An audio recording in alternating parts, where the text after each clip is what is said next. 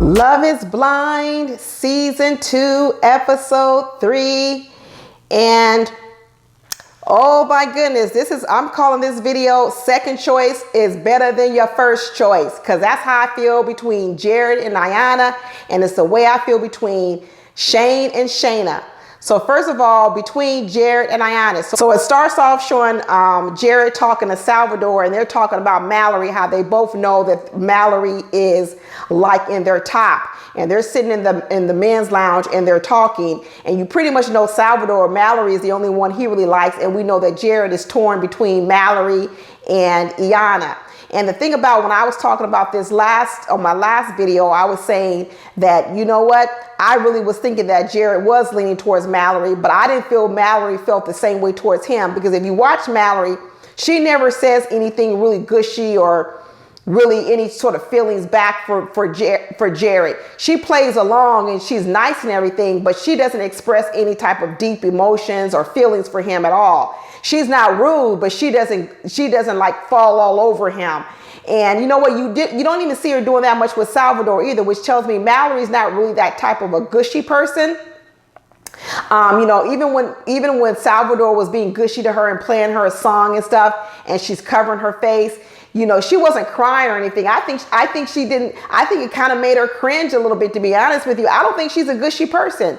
So anyway, they start talking about Mallory, and then lo and behold, Jared goes in and he starts talking to Mallory and saying, if I chose you, if I were to ask you to marry me, what would you say? And that's when Mallory, all of a sudden, she starts crying and saying, you know, I think she was crying because she didn't really want to hurt his feelings, but she knew that he wasn't her number one.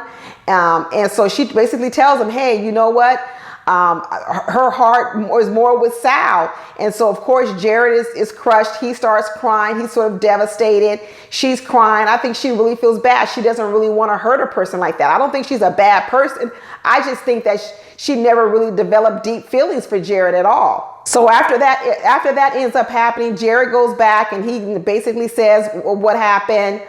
He starts talking to other guys and they convince him that, you know what, you should just still go after Iyana. I mean, she's already confessed to you and expressed her love for you. Why wouldn't you do it? And I don't think it's because he didn't want Iyana. I think he just felt like he felt bad knowing that, hey, I just proposed this other woman. Now I'm going to go propose this other woman. It feels really bad. But you know what? And I know a lot of people might have a problem with it, but I really don't have a problem with it because in the real world, that's kind of how it would be anyway. If you meet a guy on the street, he may be talking to two girls at one time, and you don't know if, you know, the reason he starts talking to you is because the other girl ended up getting another boyfriend. So you second choice there too. If we ain't virgins, we all second choice. We ain't nobody's first. So this is a game. Everybody comes in knowing that people are talking to more than one person. So in this situation, I don't really think Iyana should feel bad. And to be honest with you, I think Jared is winning because I think Iyana is a much better fit for him. I think they have way more common. They're both jokesters. They like to have fun. I think the reason why he didn't choose Iyana at first is a lot because a lot of trauma Iyana has in her life. And I think it would scare off a lot of people. And I think that might have scared him off. I also think he somehow thought that Mallory was going to be better looking than Iyana. And to be honest with you, I think Iyana has this natural beauty to her that's better than Mallory's, to be honest with you. So I think he's going to be pleasantly surprised when he sees her in person. And so then Mallory ends up, Salvador and Mallory end up meeting in the pods. And then Salvador, of course, goes ahead and proposes to Mallory. And, you know, she cries and she's happy and all this other kind of stuff. You know what? I still don't know about these two because Mallory has this side of her, especially when she was saying, never have I ever. And she talks about, you know, she slept with a woman. She's done all these different things. I think she's just a different person compared to Salvador. I think Salvador is way more conservative than Mallory. And so it's going to be interesting to see how they work out.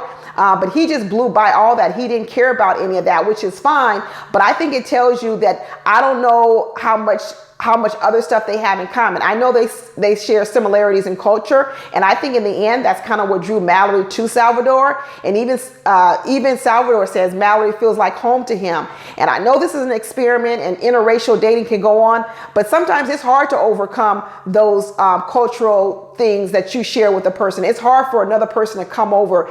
That's just like when you say in the end, Shake and Deepta got together. Now, I didn't like Shake. I think he's shallow and all that. And in the end, he ended up choosing Deepta. But the way he talks about it, the thing that kind of made her the choice at the time was because of cultural bond they share. Now, I don't know if that's going to be enough, if it's going to hold up, but initially it is hard to break that. And I think that Jared and Iyana, they also have that in common. So anyway, Jared has to go into the pod, and he's got to tell Iyana the fact that basically she's second choice. So he comes in the room and she's like, what's wrong? You have low energy.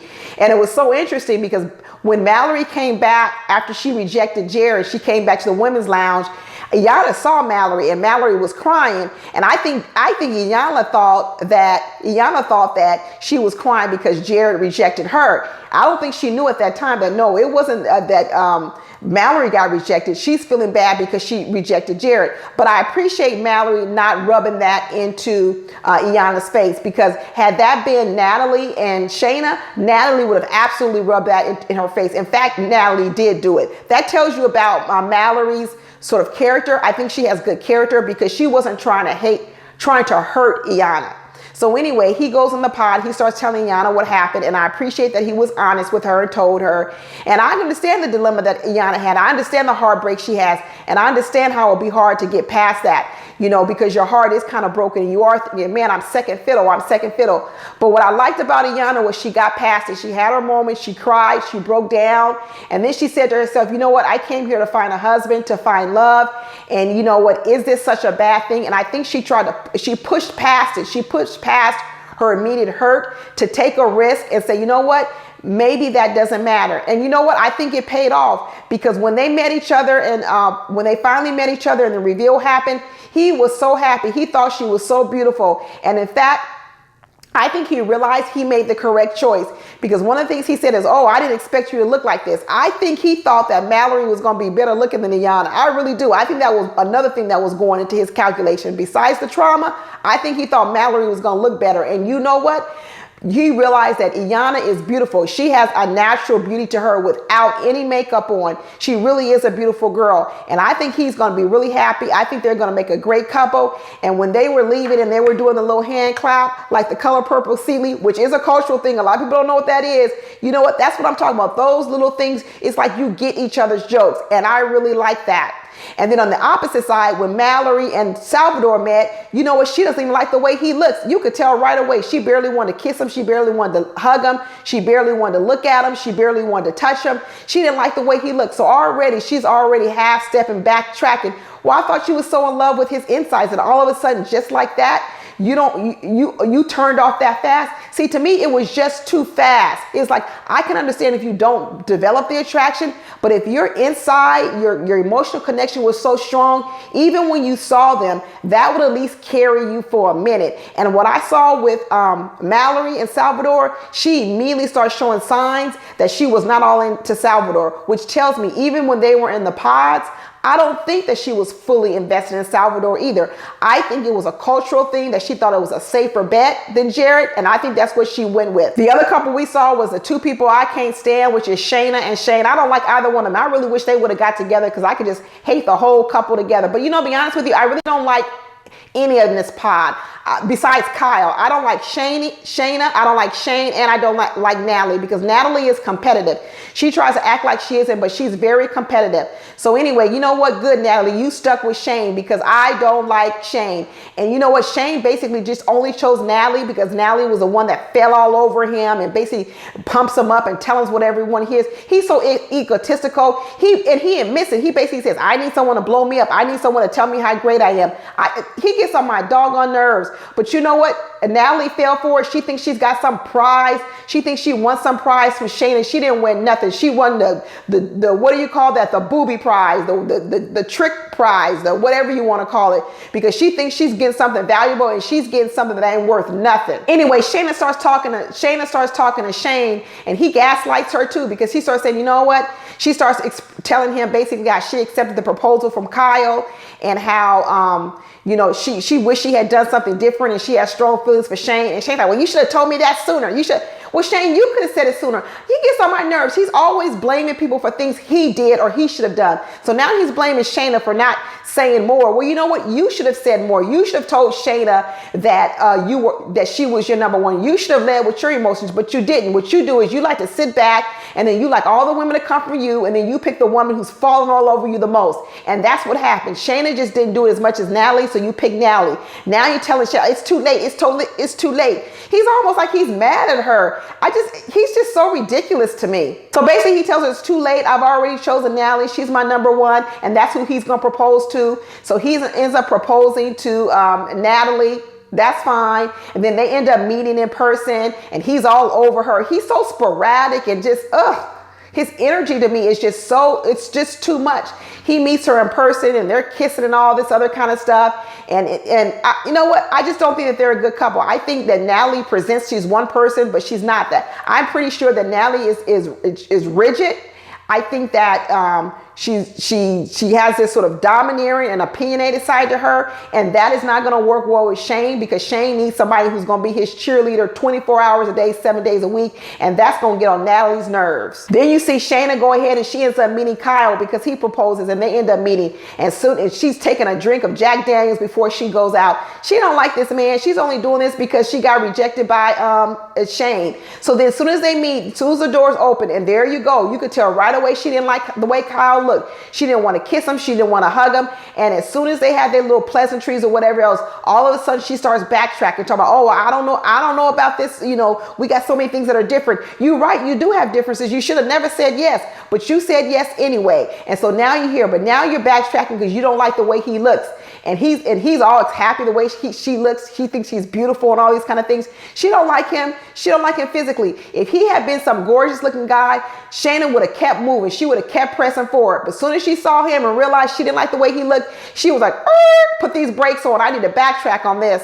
Whatever, girl. So then when they end up making it to Mexico, you already see stuff falling apart between Shane and Natalie, because he's sitting down and all he wants her to do is compliment and fan him with compliments and everything. And Natalie's like looking at him side like, are you serious? Is this what we're going to do all day? And he's like, yeah, I need more. And he's like, oh, you're different than when you were in the pods. Yeah, because when she was in the pods, she was just trying to beat out Shaina. That's all she acted like she was in a competition, because that's what she is. She's competitive. And that's all she was doing, was trying to beat out Shaina. Well, you know what? You got him now. And now what's happening is she can't keep it up. She's really not that person. And Shane, you know what? Shane thought he was getting something, and he got duped too. They both got duped. So he's already talking about he's frustrated. He needs words of affirmation. And she's like, dang, how much do you need a day? He's like, every day, 24/7, every minute of the day. And then you got Shaina in the room with Kyle, and she's telling Kyle she wants separate bedrooms. What?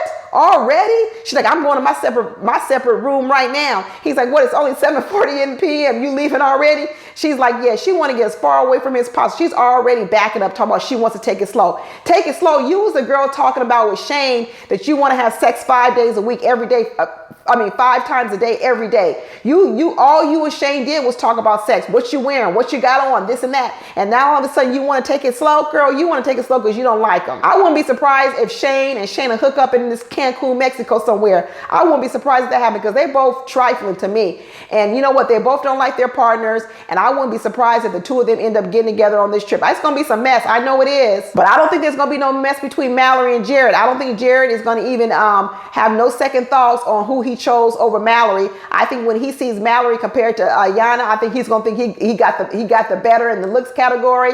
And I think he's going to be just fine. He's going to feel like he dodged a bullet, because Mallory don't even like her husband. And I bet you she ain't going to come around either. She don't think he's cute. She don't like him at all. Then we got a little glimpse of Nick and Danielle in Mexico, and they're sharing, they're brushing their teeth, and he's starting to show his little quirkiness, talking about he makes his own toothpaste. He is really quirky. Like he said, he's an acquired taste. But you know what? I think these two are going to make it. I think Danielle has the personality and is going to have the patience to deal with him.